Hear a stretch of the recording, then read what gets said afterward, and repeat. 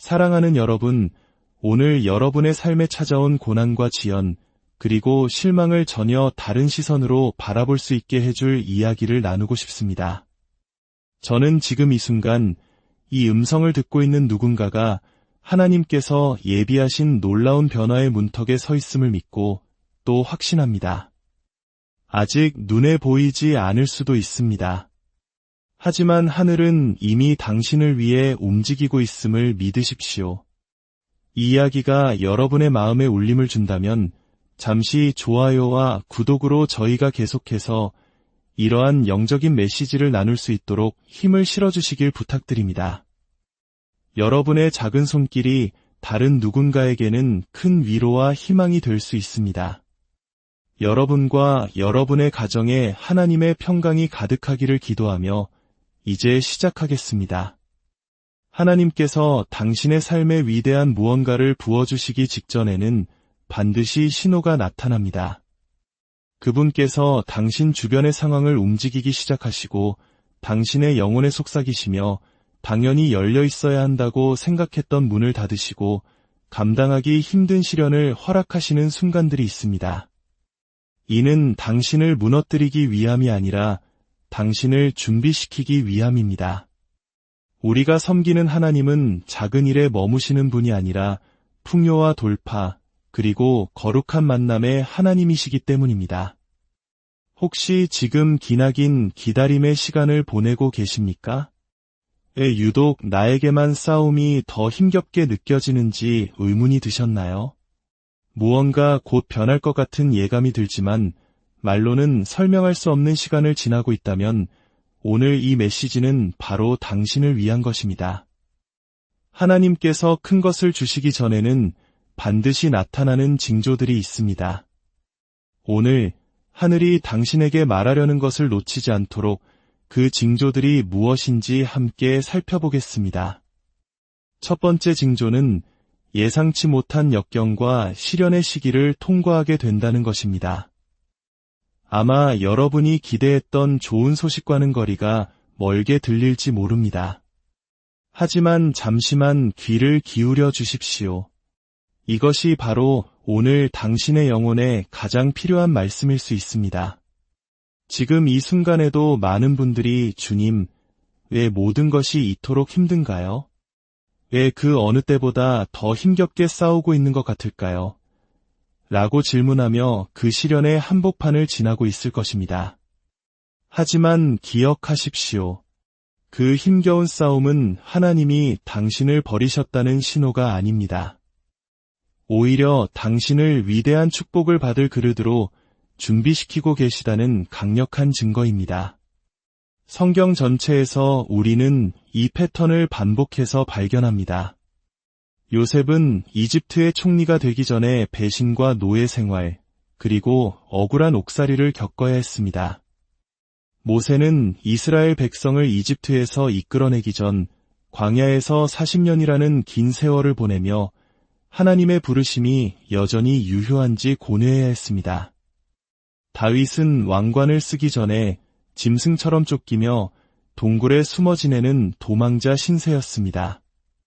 그리고 우리 주 예수님조차도 공생애를 시작하시기 전 성령에 이끌려 광야로 가셔서 40일간 금식하며 사탄에게 시험을 받으셨습니다. 이 패턴이 보이십니까?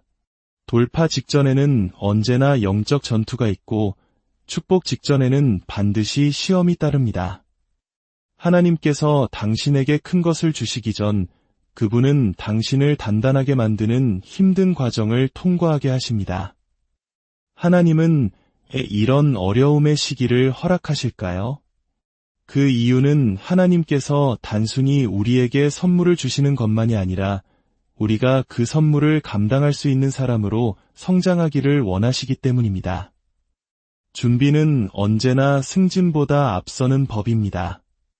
우리가 5살배기 아이를 아무리 사랑한다고 해도 새 자동차 열쇠를 쥐어주지는 않을 것입니다. 아이가 아직 그것을 감당할 준비가 되지 않았기 때문입니다.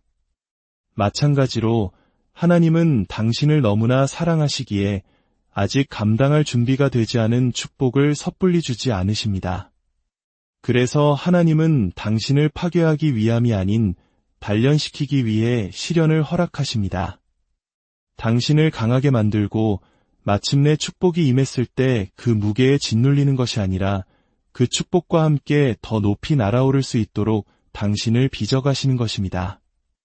마치 대장장이가 강철을 불에 달구고 수없이 두드려 명검을 만들어내듯 하나님은 시련의 불로 당신 안에 있는 불순물을 제거하고 계십니다.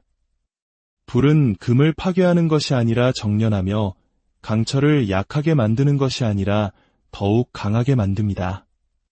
만약 지금 당신이 불 가운데를 걷고 있다면 그것은 하나님께서 당신 안에 있는 무언가를 연단하고 계시기 때문입니다. 그분은 당신에게 인내를 가르치고 믿음을 강하게 하며 그분을 향한 신뢰를 넓히고 계십니다. 하나님이 당신을 데려가실 그곳은 연약한 믿음으로는 갈 수 없기 때문입니다.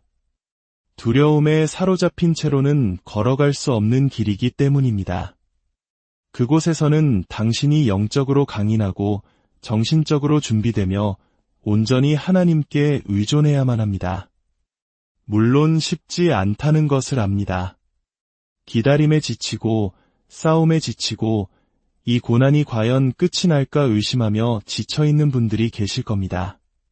하지만 제 말을 들으십시오. 이 계절은 영원하지 않습니다. 하나님은 당신을 여기까지 이끄신 후에 버려두실 분이 아닙니다. 폭풍을 허락하신 바로 그 하나님께서 당신을 그 폭풍 속에서 건져내실 것입니다. 그리고 마침내 반대편에 섰을 때 당신은 뒤를 돌아보며 깨닫게 될 것입니다. 당신이 흘렸던 모든 눈물, 잠 못 이루던 밤의 기도, 더는 버틸 수 없다고 생각했던 모든 순간이 사실은 거대한 계획의 일부였음을 말입니다. 그것은 모두 준비의 과정이었고 하나님께서 처음부터 당신을 위해 예비해 두신 그 위대한 것을 향해 당신을 이끌고 있었던 것입니다. 그러니 포기하지 마십시오. 낙심에 지지 마십시오. 하나님이 당신을 잊으셨다는 거짓말을 믿지 마십시오. 그분은 당신을 보고 계시고 당신과 함께 하시며 바로 지금 이 순간에도 일하고 계십니다. 당신은 땅에 묻히고 있는 것이 아니라 씨앗처럼 심어지고 있는 것입니다. 그리고 마침내 때가 되면 하나님께서 당신 안에 심어두신 것이 땅을 뚫고 솟아나 그분이 예비하신 위대한 축복 속으로 걸어가게 될 것입니다. 두 번째 징조는 눈으로 보기 전에 영혼으로 먼저 느끼게 된다는 것입니다.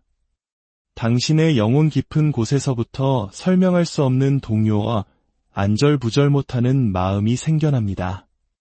말로는 표현할 수 없지만 내면 깊은 곳에서는 변화가 오고 있음을, 무언가 큰 전환이 일어나고 있음을 직감하게 됩니다. 하나님께서 당신의 삶에 무언가를 행하고 계시며 당신의 영혼은 눈보다 먼저 그것을 감지하는 것입니다. 최근 들어 이상하리만치 무언가를 기대하며 아침을 맞이한 적이 있습니까? 무엇인지도 모르면서 마치 어떤 중요한 일의 문턱에 서 있는 듯한 기분을 느껴본 적 있나요? 예전에는 당신을 흥분시켰던 것들에 더 이상 마음이 동하지 않고 편안하게 느껴졌던 장소들이 이제는 너무 좁게만 느껴집니다. 즐거웠던 대화들이 더는 예전처럼 흥미롭지 않습니다. 당신 안에 무언가가 변하고 있는데 그 이유를 알 수 없습니다. 사랑하는 여러분, 이것이 바로 하나님께서 당신의 내면을 흔들어 깨우시는 순간입니다. 그분께서 당신의 삶에 행하실 다음 단계를 위해 당신의 영혼을 준비시키고 계시는 것입니다. 하나님은 누군가를 다음 단계로 이끄실 때 먼저 그 사람의 내면을 깨우십니다. 그저 주변 환경만 움직이시는 것이 아니라 그 사람 안에서부터 일하십니다.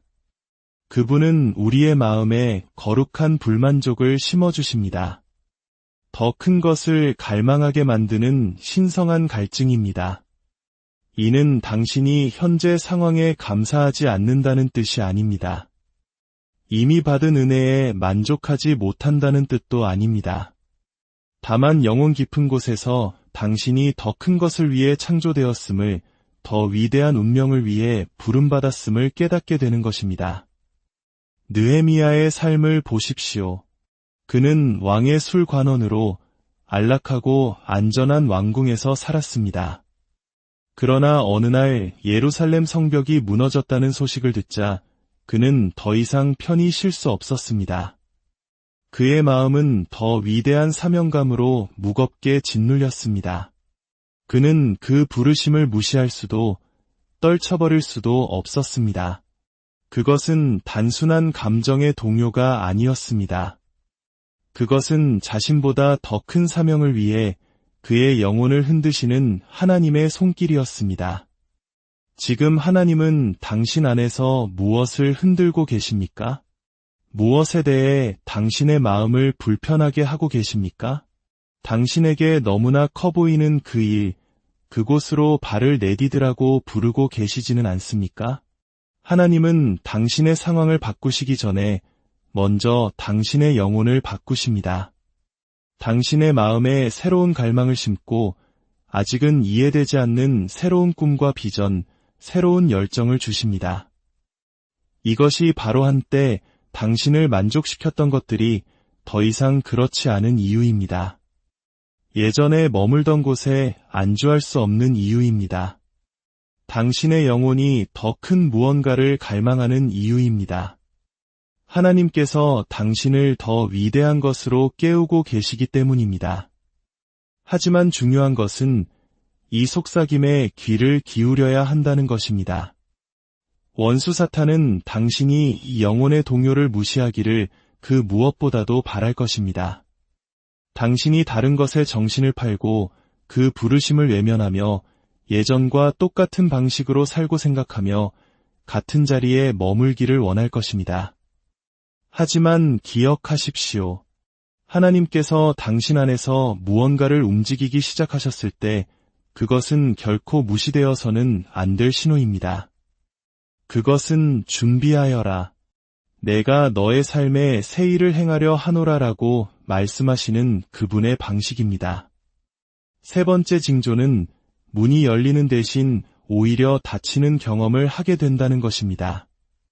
계획들이 무산되고 기회들이 손가락 사이로 빠져나가는 것처럼 보일 수 있습니다. 바로 그 순간 원수는 이렇게 속삭일 것입니다. 보아라, 하나님은 너와 함께하지 않으신다. 만약 함께하셨다면 일이 이렇게 힘들 리가 없지. 그러나 오늘 제가 분명히 말씀드립니다. 닫힌 문은 하나님의 계획의 끝이 아니라 계획의 일부입니다. 신성한 지연은 거절이 아니라 준비의 시간입니다. 그것은 당신을 보호하고 당신이 아직 이해할 수 없는 방식으로 무대 뒤에서 일하시는 하나님의 손길입니다. 많은 분들이 문을 열어달라고 기도해왔지만 돌아온 것은 눈앞에서 쾅 닫히는 문들이었을지 모릅니다. 하나님, 어디 계십니까? 왜 일이 풀리지 않나요? 라고 물어왔을 것입니다. 하지만 만약 그 닫힌 문이 바로 당신의 기도에 대한 응답이라면 어떨까요? 그 지연이 사실은 당신이 구했던 것보다 훨씬 더 위대한 것으로 당신을 이끌고 있다는 증거라면 어떨까요? 하나님께서 문을 닫으실 때 그것은 당신을 해하기 위함이 아니라 당신을 위한 최선이 아닌 것들로부터 당신을 지키기 위함입니다. 당신이 만약 하나님께서 보시는 것을 볼 수 있다면 열리지 않은 모든 문에 대해 그분께 감사하게 될 것입니다. 언젠가 뒤돌아보면 당신이 거절이라고 생각했던 것이 사실은 더 좋은 길로의 방향 전환이었음을, 좌절이라고 생각했던 것이 더 나은 것을 위한 하나님의 예비하심이었음을 깨닫게 될 것이기 때문입니다. 때때로 하나님은 아니라고 말씀하시는 것이 아니라 아직은 아니라고 말씀하시며 응답을 늦추십니다. 너무 이르게 주면 당신이 준비되지 않을 것을 아시기 때문입니다. 지금 주면 그것이 축복이 아니라 짐이 될 것을 아시기 때문입니다. 그래서 그분은 기다리십니다. 그리고 그 기다림 속에서 당신을 준비시키시고 당신의 인격을 빚으십니다. 마침내 그 문이 열렸을 때 당신이 지혜와 힘, 그리고 시험을 통해 증명된 믿음으로 그 문을 통과할 수 있도록 말입니다. 그러니 하나님의 때가 완벽함을 신뢰하십시오. 당신이 볼 수 없는 것을 그분은 보고 계심을 믿으십시오. 만약 문이 닫혔다면 그것은 당신에게 더 좋은 것을 주시기 위함임을 신뢰하십시오. 하나님께서 닫으신 문을 억지로 열려고 애쓰지 마십시오. 당신의 힘으로 무언가를 이루려고 애쓰지 마십시오. 만약 억지로 해야만 한다면 그것은 하나님이 주시는 최선이 아니기 때문입니다. 네 번째 징조는 하나님의 계획에 대한 명확한 확증을 받게 된다는 것입니다. 하나님께서 움직이실 때 당신을 혼란 속에 내버려 두지 않으십니다. 그분은 신호를 주시고 확증을 보내시며 당신의 삶에 그분의 손길이 함께하심을 분명히 보여주실 것입니다. 때로는 그 확증이 말씀을 통해 옵니다. 성경을 읽다가 마치 당신만을 위해 쓰인 것처럼 한 구절이 페이지에서 튀어나오는 경험을 해본 적 있습니까? 그것은 우연이 아닙니다. 하나님께서 당신의 영혼에 이미 심어두신 것을 말씀으로 확증하시는 것입니다. 또 다른 때에는 사람을 통해 확증하십니다. 대화 중에 누군가가 당신이 기도해온 문제에 대해 정확히 짚어내는 말을 합니다. 목사님의 설교가 마치 당신의 마음을 읽은 듯하고 친구가 보낸 메시지가 바로 당신에게 필요했던 그 말이 되기도 합니다. 이것 또한 우연이 아닙니다. 하나님께서 다른 사람을 사용하여 당신에게 말씀하고 계시는 것입니다. 그리고 때로는 신성한 기회를 통해 확증하십니다. 당신이 두드리지도 않은 문이 열리고 지원하지도 않은 곳에서 일자리 제안이 오며 계획하지 않은 만남이 이루어집니다. 하나님께서는 당신이 의심할 여지 없이 그분이 하셨음을 알 수 있는 방식으로 상황을 조율하십니다. 하지만 기억해야 할 것이 있습니다. 하나님은 축복을 통해서만 계획을 확증하시는 것이 아니라 때로는 저항을 통해서도 확증하십니다. 때때로 원수는 당신보다 먼저 하나님이 무엇을 하고 계시는지 알아차리고 그것을 멈추려 할 것입니다. 돌파 직전에 유난히 심한 반대에 부딪혔던 경험이 있습니까? 하나님의 부르심을 향해 나아가기 시작하자마자 갑자기 방해와 의심이 찾아오고 사람들이 당신을 의심하거나 낙담시키는 일을 겪어보셨나요? 그 저항에 낙담하지 마십시오. 이 싸움의 반대편에 위대한 무언가가 없다면 원수가 이토록 필사적으로 당신을 공격할 리가 없습니다. 사실 때로는 그 반대야말로 당신이 올바른 길을 가고 있다는 가장 확실한 증거가 됩니다.